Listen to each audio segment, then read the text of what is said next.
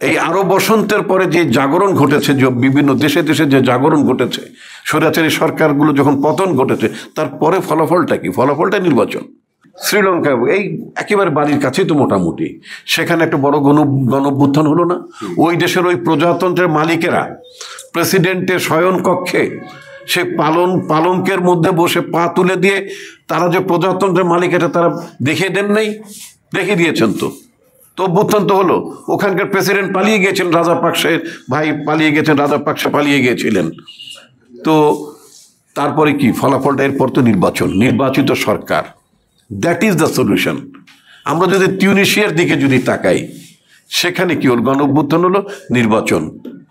আরব spring, আরব বসন্তের নাম আপনারা নিশ্চয়ই সবাই জানেন, আপনারা প্রত্যক্ষ করেছেন।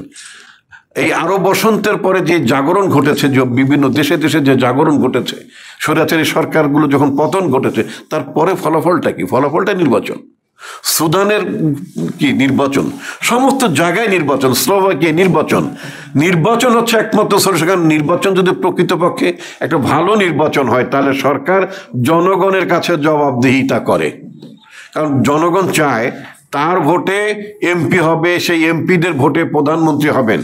তো সুতরাং ভালো কাজ না করলে, যদি গণতন্ত্রের প্র্যাকটিসটা থাকে, ভালো কাজ না করলে জনগণ তাকে আর দ্বিতীয়বার ক্ষমতা আসতে দেয় না, এবং ক্ষোভের মধ্য দিয়ে সে সরকারের পতন ঘটে। সুতরাং ডেমোক্রেসি ইজ দ্য অ্যান্সার। সারা পৃথিবীতে গণতন্ত্রের মধ্য দিয়ে আপনি দেখবেন যে এই যে উনি ব্রিটেনে থাকেন, আমাদের রূপম রাজ্জাক ব্রিটেনে থাকেন, আমি নিজেও মাঝে মধ্যে কুসমিনকালে মাঝে মধ্যে দুই একবার গিয়েছি। তো এবং পড়েছি, যাওয়ার থেকে বড় কথা হচ্ছে পড়েছি, দেখেছি, ওদের বিশ্ব সিস্টেমটা আমরা দেখার চেষ্টা করেছি। অতি সম্প্রতি কতগুলো প্রধানমন্ত্রী ব্রিটেনের পরিবর্তন হলো। ঋষি সুনাকের পরিবর্তন হলো, তারপরে আপনার ওই যে লিজ ট্রুসের পরিবর্তন হলো, তারপরে আপনার বরিস জনসনের পরিবর্তন। মাত্র কয়েক মাসের ব্যবধানে 3-4টা প্রধানমন্ত্রী বদলে গেল সেই দেশে। বিকজ গণতন্ত্র। ওখানে খুনোখুনির ঘটনা ঘটেনি, গুমের ঘটনা ঘটেনি, কারাগারে পাঠানোর ঘটনা ঘটেনি প্রতিপক্ষকে। কিন্তু গণতন্ত্র হচ্ছে অ্যান্সার।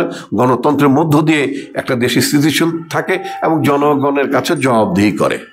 আমরা আমাদের দেশে কিছু কিছু লোক বলা শুরু করেছেন সংস্কার এবং বিচার করতে। ফাইন, সংস্কার এবং বিচারের বেলায় তো কারোর আপত্তি নাই, বিচার তো হতেই হবে।